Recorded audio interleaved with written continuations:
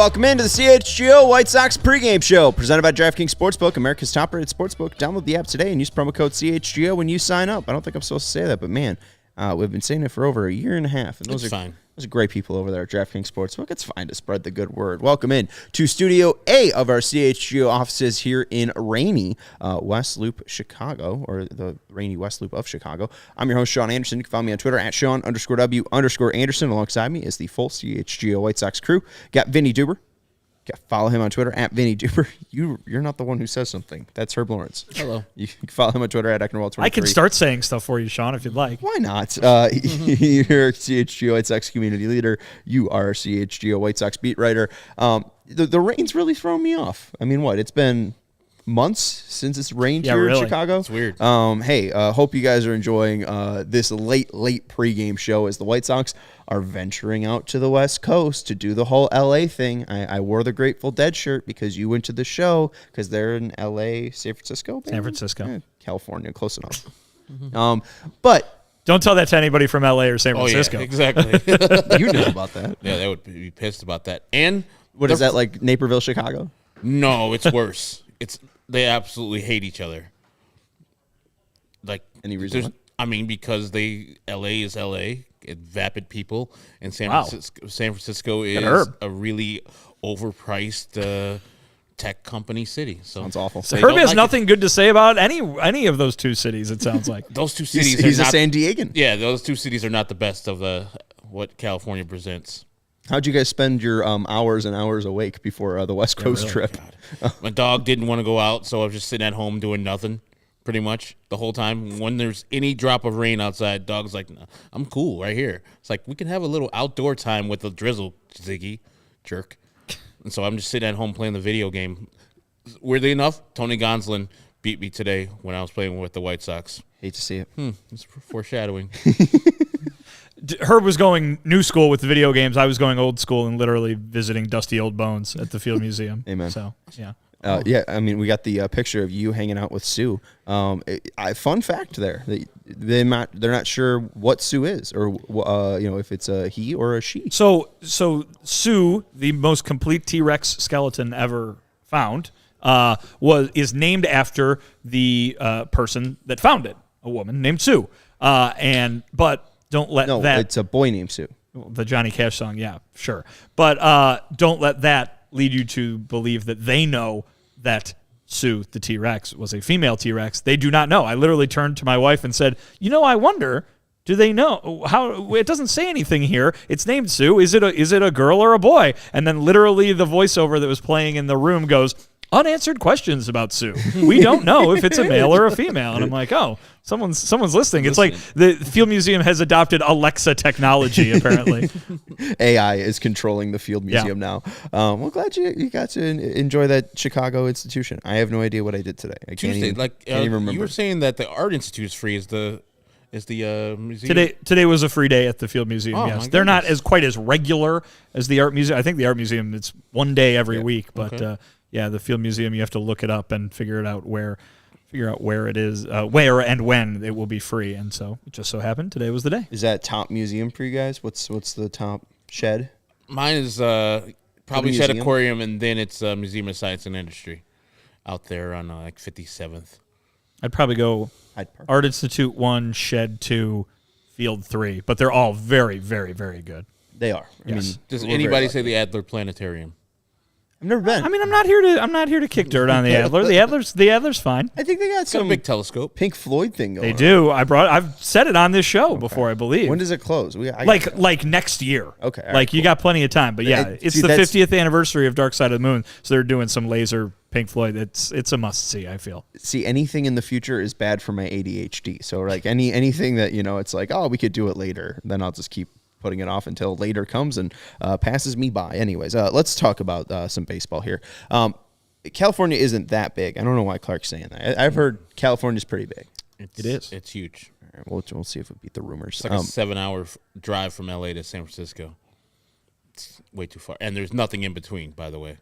Like Fresno's in between, but it's all farmland. Herb, Have you heard of the Pacific Coast Highway? Yeah, but that's like a 10-hour drive down the Pacific Coast. But to Highway. call that nothing is pretty you yada yada over the best part. No, the PCH is the best scene you're gonna have while you're driving. If you like DuSable Lakeshore Drive, you'll love the Pacific Coast Highway because it's that much better. Herb stamp of approval for the Pacific Coast Highway. But it takes way too long to get up there. It's a multi-day. It's a multi-day drive. Mm-hmm. Yeah. I'm not driving there. Anyways, let's talk about some White Sox.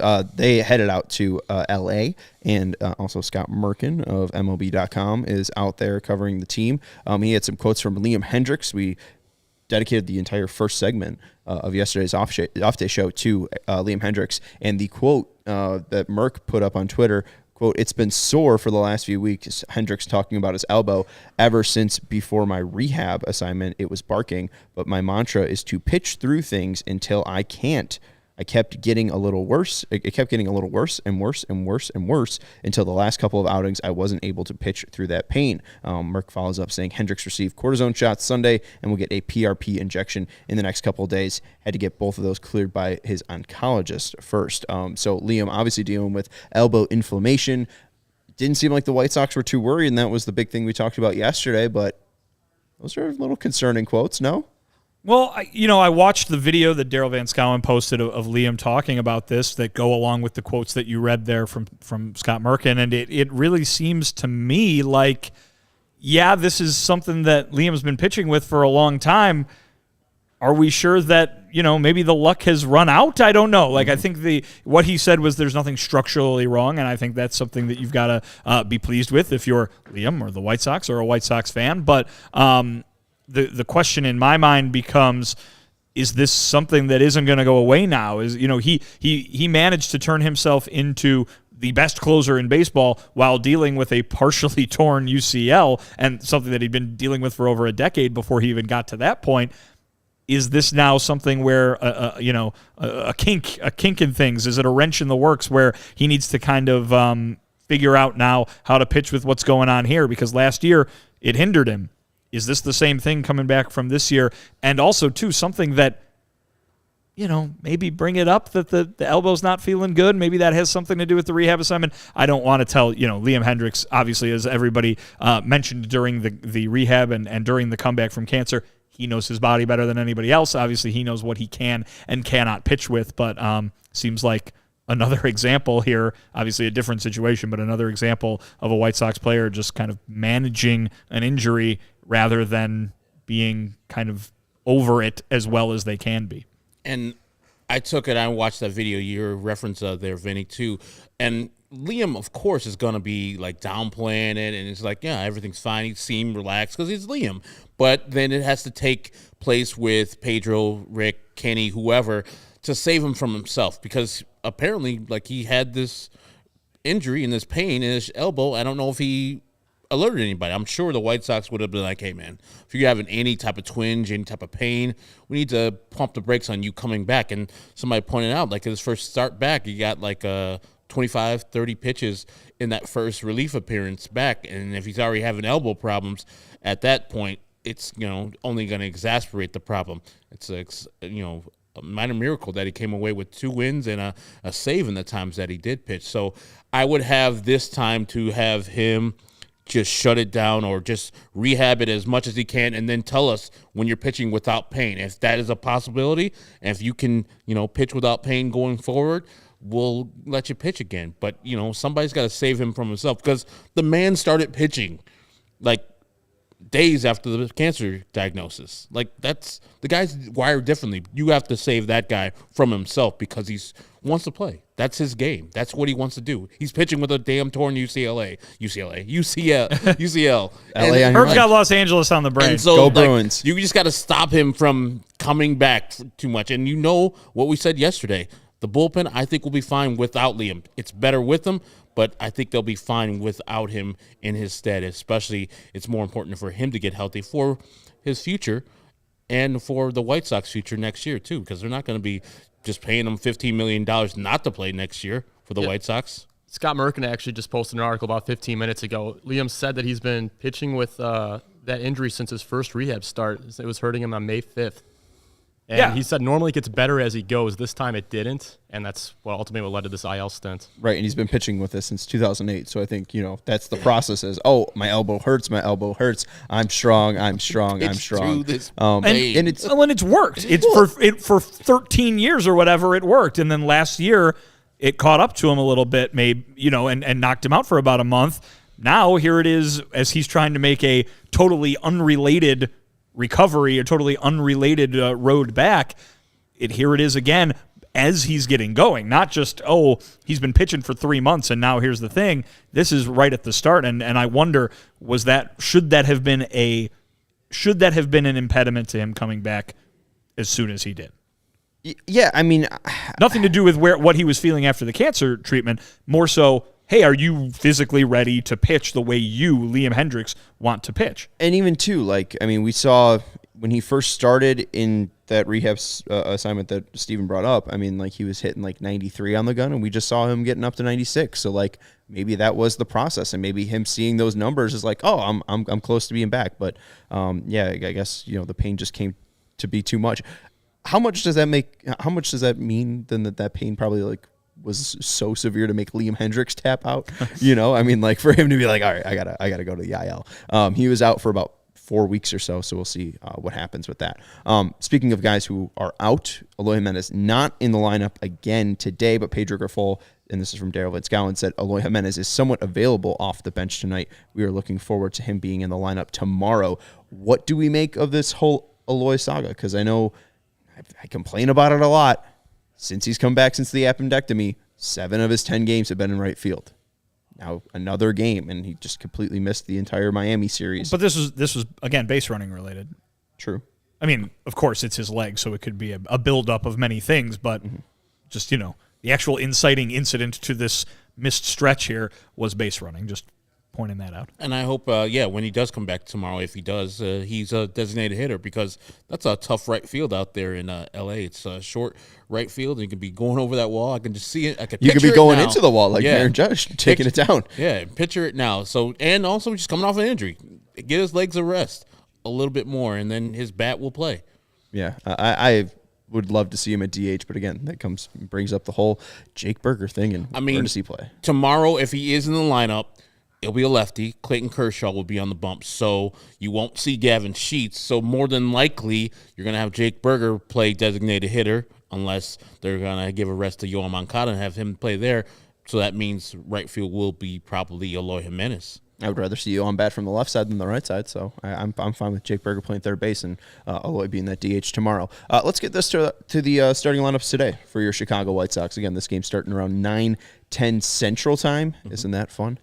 Leading off for the White Sox, Tim Anderson at shortstop. Batting second, Andrew Benintendi in left field. Batting third, Luis Robert Jr. in center field. Batting fourth, Andrew Vaughn at first base. Batting fifth, Yoan Moncada at third base. Batting sixth, Jake Berger at designated hitter. Batting seventh, Yasmani Grandal at catcher. Batting eighth, Gavin Sheets in right field. And batting ninth, Romy Gonzalez at second base. Kind of ho-hum lineup here, right? Not too much to complain about her. No, is that new for us White Sox fans? That lineup should get it done. Yeah, I'm still averse to the 2 guys at the top of the order, because you see the juxtapose of what the 2 guys at the top of the order of the Dodgers are doing, and home run wise, RBI wise, but they're not going to change it. So it's going to be me just yelling about it every day until it does, which won't happen. Yeah, I think there was a recent quote from Pedro about Tim. It's like, hey, we still got 350 more plate appearances this year for him to turn things around. It's like, okay, they're going to give him every single chance and opportunity to turn things around at the top of the lineup. Pedro has really stuck to his guns in terms of what his philosophy is when it comes to struggling veterans. And it seems that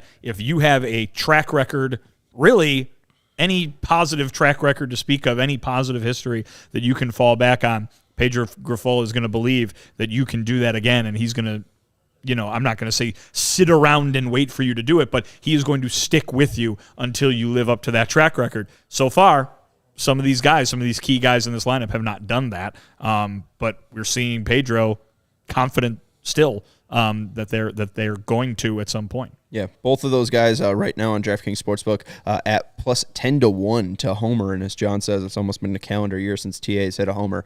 July 15th was the last time he's left the park. And now I know I've been on Iowa and everything. Andrew Benintendi has surpassed regular season plate appearances without a home run for Nick Madrigal. Nick Madrigal took him 245 plate appearances. That's the Iowa reference you were going with. Yeah. I thought you were going to say I drove by. Oh no, it wasn't. I drove by Dyersville and there's a statue of TA. I was just more stating a fact that I was in Iowa, and that's why we wouldn't talk about it on Sunday when it actually happened. Because both Nick Madrigal, he's got some Iowa connections too, in that he played there this year. Yeah, because minor leagues. Yeah, he'll in his future has some Iowa in it too. I mean, he's holding down third base. It's a hot corner, baby. Friends. A very important position That's for real powerful players. Let's go to the Dodgers lineup here. Leading off for the Los Angeles Dodgers, it will be, I'm going to take a guess and say Mookie Betts. The shortstop. What? Mookie Betts, the shortstop. What? Yeah. That's there how it is. This is a thing. It says it right on the screen. I know this is a thing, and I know he used to play second base with the Red Sox, and obviously in his minor league career was more of an infielder. But what? Just amazing. I mean, amazing athlete. He's been an outfielder for the past how many years? His whole life, his whole career, his whole professional major league career. He had to move to outfield because Pedroia was there with the Boston Red Sox. He's like, cool, I'll move to right field, be the best right fielder in the game. Cool. All right, break. Remember when we were talking about Tim Anderson and they were like, oh, maybe they'll sign Dansby Swanson, maybe they'll sign Trey Turner. Oh, no, we'll just put Mookie Betts at the most important position defensively. Yeah. What? It's ridiculous. Embarrassment of riches. And, oh, God. Like, they got 30 home runs from them first two guys. Yeah. Jason Hayward's batting cleanup for Yeah. this I thought team. Hayward wasn't playing today. No, he's playing. Jason Hayward I thought you is said- batting cleanup Hey, He does. for a team that might win the World Series. Jason Hayward has some good history with against Lance That's Lynn. wild. I know you don't pay attention to my tweets often, but I did say the White Sox should have signed him to a minor league I'm deal. sure you did. I'm sure Leading you off did. for the Dodgers, I did tweet it at like 2 a.m. because Name I if outfielder who anyone was to see a it. free agent this offseason. Sean wanted him on the White Sox. Andrew Except for Benintendi. Except one. Right. You set me up. Leading up, Mookie Betts at shortstop, batting second, Freddie Freeman at first base. Batting third, Will Smith, the catcher. Batting fourth, Jason Hayward in right field. Batting fifth, J.D. Martinez at designated hitter. Batting sixth, David Peralta in left field. Wanted him as well. Batting seventh, Miguel Vargas at second base. Batting eighth, James Outman in center field. And batting ninth, Chris Taylor at third base. What do we make of this Dodgers lineup, Herb? Because you were talking, and I think even Vinnie, you might have mentioned this, like, it's not the Dodgers lineup of last year that we saw with Trey Turner. I mean, it's still a team that has a very nice record, but they're behind the Diamondbacks of all teams. Diamondbacks are chucking the ball and picking it up too. But it's not as formidable as it was last year when you have Trey Turner, you have Justin Turner, and of course, Chris Taylor was doing much better than he was There's last year. no Max Muncy in this lineup. And he was mad and bad. Max Muncy with that home run against the White Sox. That's a last local year. reference right there. It is. And so it's not as formidable, but those two guys at the bottom, like Outman might not have a great on base or a great average, but he's a rookie player that's doing pretty well. He had a pretty good April. And then with the 10 home runs that Chris Taylor has, you can't relax at the end of that lineup where, it's more top heavy because, all-stars at the top. But still, you cannot have a break because those two guys will jump up and get you too. Yeah, well, let's talk about the home run and the guy who has to avoid the home run tonight, Lance Lynn. We'll look at the starting pitching matchup. And Daryl Van Schouwen did say Kurt Hassler said Lance Lynn zeroed in on fastball command in the bullpen session between starts. Quote, in all four quadrants, not neglecting any of the quadrants you have to throw to. Sometimes you get caught up in one or two. This guy's a professional. This guy's good. He'll turn it around, end quote, Hassler said. Lynn, in 72 and a third innings, a 6.72 ERA. Woof. 84 hits allowed, 80 strikeouts, 29 Ks, and an ERA plus of 65. MLB average is 100. Tony Gonsolin, 40 and 2/3 innings pitched, a 2.21 ERA, 24 hits allowed, 30 Ks, 16 walks, and an ERA plus of 200. The Sox saw Gonsolin last year. He was just as good. I think he even started the All-Star game or was in contention to be the All-Star starter for the National League team. But Lynn, the biggest thing is avoiding the home runs. We see the ERA there at 6.72, and I think he right now is the leader, second behind Jordan Lyles in home runs allowed. 18 by Lyles, 16 by Lance Lynn. How important is avoiding that long ball, or is it making sure no one's on base if you give up a solo shot? Lynn can survive. He's shown this in the past. He can have very nice games where he gives up a home run, where he even gives up 2 home runs. The thing that Lance Lynn has done poorly at this year is avoiding the walk and avoiding a lot of hits. He's there are games where he has just been singled to death because he gets 2-3 guys on base ahead of a home run. That's not what you want. So obviously, not walking guys is probably going to be the biggest key for him tonight. He gives up a solo home run or 2. The White Sox are going to be in this game. If he starts walking guys and then giving up home runs, that's going to be a big problem. When I was out in California, we referenced earlier, they have a thing called the June gloom, where it's just gray in the morning and it's just like overcast, and then it burns off to the afternoon when you get bright sunshine. But then it creates this thing called the marine layer, which is a little, the air is a little denser, a little thicker out there. So night games at Chavez Ravine, night games at Petco are, harder to hit home runs than a regular ballpark.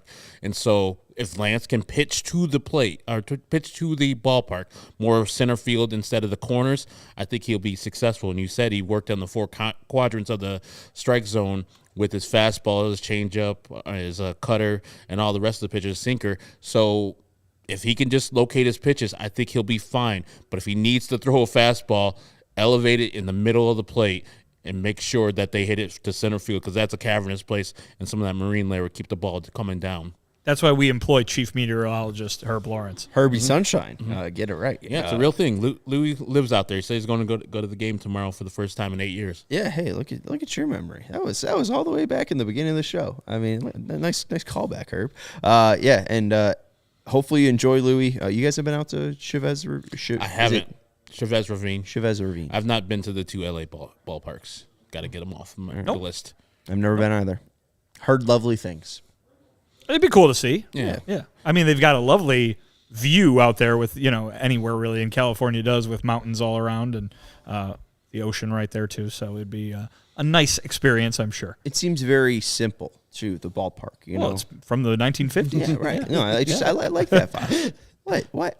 That simple's like fine. when they came over there, they're like, all right. They had a crappy stadium initially. I think they were at the Coliseum initially, and it was like really short. And then they built Dodger Stadium for them bums coming over from L.A. I'm coming over from Brooklyn. What team had a Wrigley, California? There was a Wrigley. Was it the Angels? It was the home run derby one. The fake Wrigley Field. Yeah. I think it was the Angels. Maybe they played spring training there. I believe. Los Angeles Memorial was their stadium for 3 years.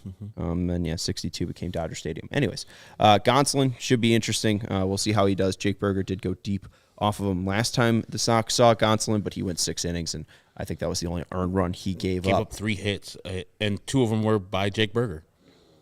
You went 2 for 2 or 2 for, I don't know for the whole game, 3? but he got 2 hits. I thought he was 1 for 2. He got 2 hits off of Tony Gonsolin. Hey, mercy. Let's go. I think the other one was by Danny Mendick. What are our picks to click? I'm going to go with Yasmani Grandal just for the heck of it, really. So a lot of great analysis there that you're used to hearing from me. Used to be a Dodger revenge game. Could be the Yaz revenge game. But yeah, I don't think the White Sox are going to win this one. I'll go ahead and say they lose 5-2. I'm going to go with Andrew Vaughn. I mean, I have a little faith in him. He's an above-average hitter. Going back out to California. I know he's a NorCal guy instead of a Southern California guy, but probably enjoy the weather, and I think he can see Gonsolin well. But as Vinnie said, I don't think the White Sox are going to win this game. I think Lance is going to get lit up today again. It's going to be like 6-1. As you guys know, this is my favorite segment. We always love Click to Pick. We always look forward to it on the post-game show. Yes, we do. Yeah. And you guys we can't, keep tally, too.